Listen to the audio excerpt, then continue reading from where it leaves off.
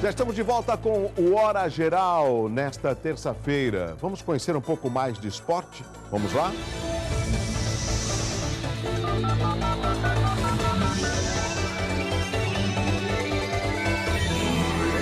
Em partida pela 14ª rodada do Campeonato Paulista da 2ª Divisão, a Briosa empatou com o Suzano em 0-0. Menos mal, né?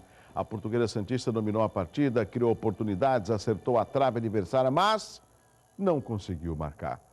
Com o resultado, a equipe rubro-verde chega aos 17 pontos e permanece na 6ª colocação do grupo 3, um ponto à frente do USAC.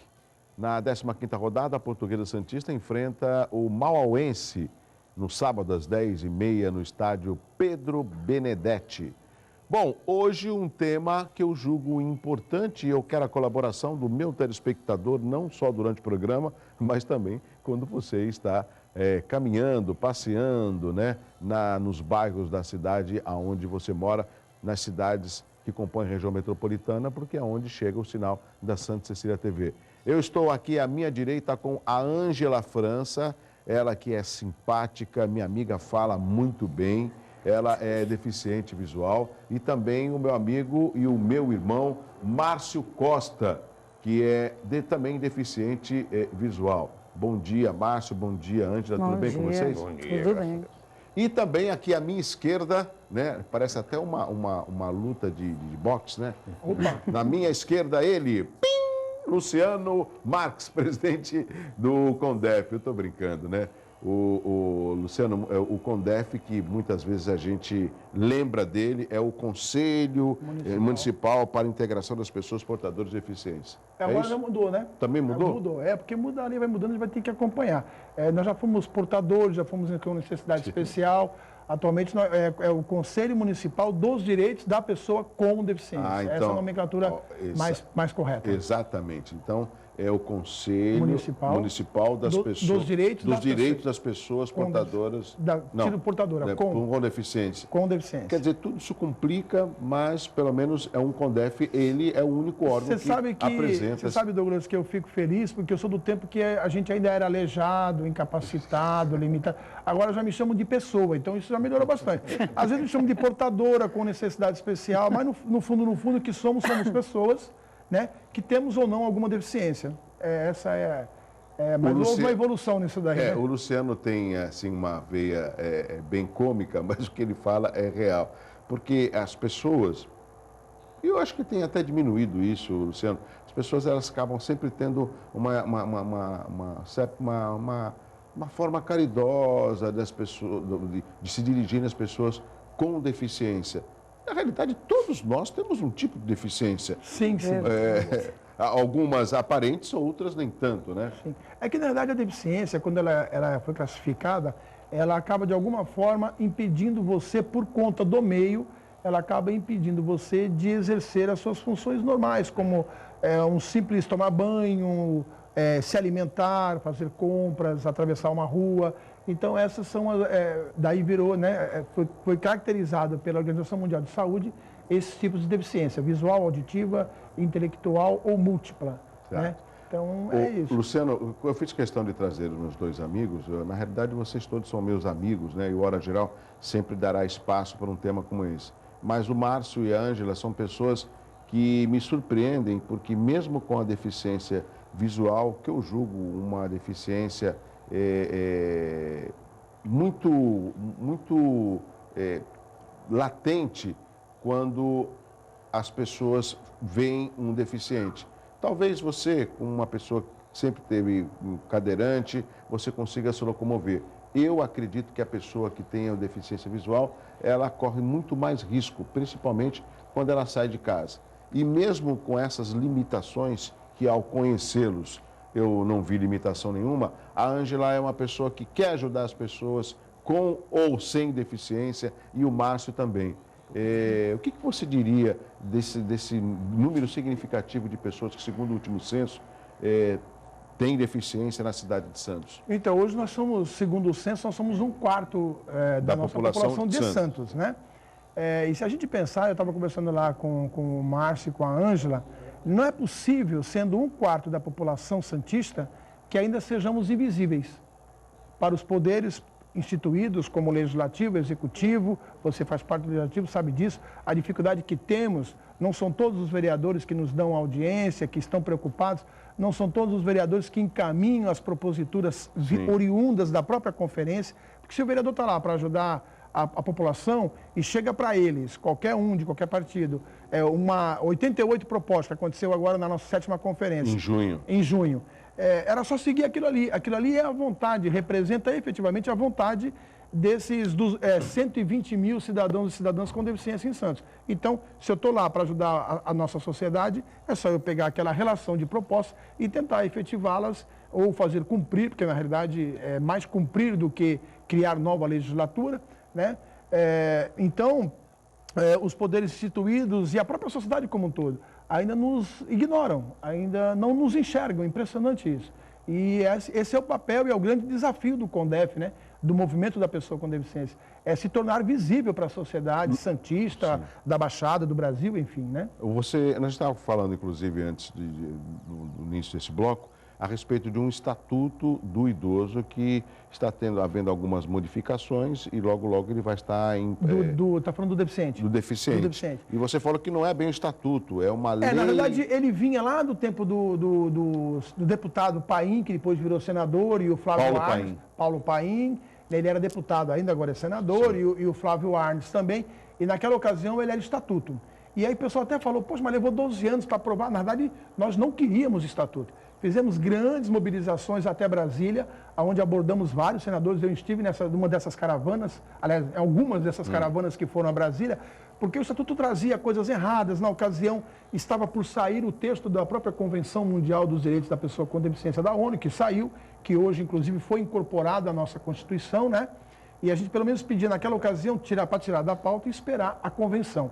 A convenção aconteceu e agora, até porque a gente tem uma certa resistência com o estatuto, porque o estatuto para o segmento, ele nos lembra um pouco tutela, né? E a vida inteira foi tutelada, né? Nós somos do tempo onde sempre uma dependência. Isso, onde nós éramos o espectador da nossa própria vida. E com a evolução do próprio movimento, hoje nós saímos da posição de espectador para protagonista. E o estatuto nos remete a um passado não muito interessante. Né? Então, tanto é que mudou. Hoje não o estatuto vem no bojo dessa lei, né, que é LBI, Lei Brasileira para a Inclusão ou da Inclusão. E vem entre parênteses, estatuto. Mas, na realidade, hoje a nomenclatura maior, mais forte é Lei Brasileira de Inclusão. Ou seja, muda a nomenclatura. Mas é aquele, na verdade, para mim, pouco muda, porque nós temos aí desde 2000, nós vamos avançando em termos de Brasil, a nossa legislatura. No entanto, cumpri-las é o problema, né?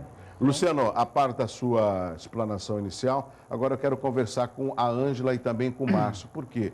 Eu queria o relato de ambos, lógico, um de cada vez, a respeito da dificuldade maior que vocês encontram por serem pessoas com deficiência, ambos são têm deficiência visual, para poder sair de casa, para poder caminhar na calçada, nos estabelecimentos. Ângela, queria aqui começar por você. Qual a maior dificuldade que você encontra quando você está caminhando pelas ruas e pelos bairros da cidade de Santos? A maior dificuldade minha são as calçadas, né? E às vezes eles colocam assim no meio da calçada lixeiras. E um dia desse eu quase caí porque eu não senti, né, na bengala e alguém me ajudou. Sempre tem alguém ajudando, mas eu sinto muita dificuldade com os ônibus também. Às vezes eles passam, não param, faz sinal. Alguns param, mas outros não. E como abordam a gente na rua, às vezes a gente se assusta, eles não sabem ainda abordar direito. São várias dificuldades dentro de um mercado também. Quando eu vou fazer compra, eles não querem... ajudam, mas sempre tem aquela dificuldade, eles não sabem como lidar com a gente. E as guias rebaixadas, você acha que elas estão a contento para a pessoa com deficiência? Olha, estão muito a desejar, porque de vez em quando eu sinto uma elevação, alguma coisa, E eu acho que precisava melhorar, né, Márcio? O Márcio, pode falar. Fala, A Márcio. falta de um padrão, né? É, a falta do padrão. E, na verdade, assim, outra coisa que a gente poderia estar expondo também é em questão de um passe livre único. Né? Porque hoje você é deficiente em Santos, não há em São Vicente. Quer dizer, a região é metropolitana, mas o transporte para a pessoa com deficiência é municipalizado. Você não é deficiente em São Paulo, você não é deficiente no metrô, você não é deficiente em outro estado. Então, poxa, para que está adiantando fazer todas essas leis se eu não sou deficiente daqui a 3 quilômetros, 5 quilômetros da minha casa? Agora, espera um pouquinho só, Márcio. Nesse caso, Luciano, o que o CONDEF pode lutar, pode fazer para que essa reivindicação do Márcio seja colocada a favor das pessoas com deficiência? Inclusive, foi bom até o Márcio falar nesse assunto, porque na verdade já existe, né? Hoje existe uma unificação eu não sei se você lembra, há um tempo atrás, para a vaga de carro, eu tinha a credencial para parar com o meu carro na vaga em Santos, mas se eu parasse em São Vicente, eu era multado. Exato. Aí, em termos de Baixada Santista, a gente resolveu. Hoje, já é resolvido em termos nacionais. Hoje, a credencial para o carro, ele tem o brasão da cidade onde foi expedido o documento e o brasão do país, no caso, o Brasil. E a mesma coisa é o que a gente está fazendo, e aí é uma luta de CONAD, que é o Conselho Nacional da Pessoa com Deficiência, e a gente, inclusive, nessa conferência aqui, foi na realidade preparatória para a Conferência Nacional, que deve acontecer em maio do ano que vem, a ideia é que se unifique. Então, já existe, inclusive, projetos na Câmara Nacional, com o Papa, a Mara Gabrilli, enfim, já estão encabeçando esse projeto, que é unificação, que, na realidade, acaba complicando um pouco, porque não pode se ferir a... Como é que eu posso dizer?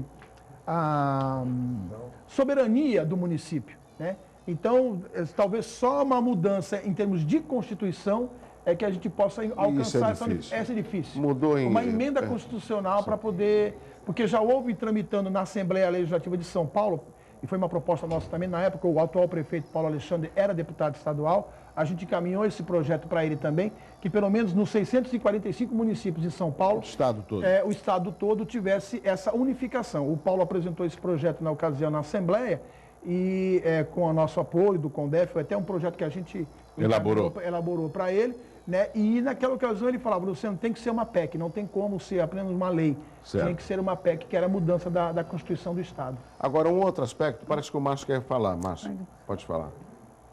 Outro aspecto é principalmente assim em cada cidade, né? Mas em principal assim, você às vezes, com educação, você está com um carro em cima da calçada, uma moto, as pessoas fazem de conta, é só um pouquinho. Esse pouquinho é meia hora, 1 hora. E você quem tem que desviar, né, para a rua, não ter o acesso, né? E é difícil a acessibilidade em qualquer lugar que você vai. Ângela. Existe. Entendi. Né? Eu gostaria também de abordar aqui sobre um assunto, a dificuldade nos lares também, que tem muito deficiente, que são assim, como é que eu posso falar, rejeitado pela família, eles não têm onde morar. E aqui tem creche para criança, para idoso, pousada, asilo, clínica, mas um específico para o deficiente, que eu conheço muitos que estão assim abandonados mesmo, e não tem onde morar. E se tivesse uma casa de repouso, com um cuidador, alguém assim para cuidar das pessoas, para as pessoas com deficiência, qualquer tipo, né, de deficiência, porque eu conheço muita gente assim que está num quarto largado, está abandonado e não tem como, porque tem uns que têm mais acesso, eles se desenvolvem mais, saem mais, mas outros não, se inibe. É interessante sua preocupação, tem que chamar o intervalo, mas só para aproveitar, Luciano, nesse caso foi discutido na conferência em julho? Foi discutido e já existem soluções que acontecem em Santos, né? Eu não estou aqui para falar a favor do governo, mas se você eventualmente quiser, o próprio Eduardo Ravazini e o Cacá, que é o secretário da Cidadania, e o Ravazini, que é o coordenador, existe através do projeto federal Viver Sem Limite, o município de Santos fez uma parceria com a União e nós temos 2 residências inclusivas em Santos. que justamente tem essa característica, não de asilo ou alguma coisa do caso de repouso, não. Inclusive, eles são muito ativos dentro o próprio deficiente. Então já cuida funciona, já existe. Já funciona, duas casas inclusivas aqui. Ótimo. Você sabe a localização ou não? Uma era na Casa do Paraplégico, ali na Nabuco de Araújo, e a outra no Canal 2, se não me falha a memória, com o 30 de Julho, é uma entidade também que trabalha com deficiência intelectual e também montou essa casa também ali. Vou pedir licença para os nossos convidados, um rápido intervalo. Na sequência, eu continuo com o Hora Geral e o tema muito importante, perguntas pelo 3041-6777. Eu volto já.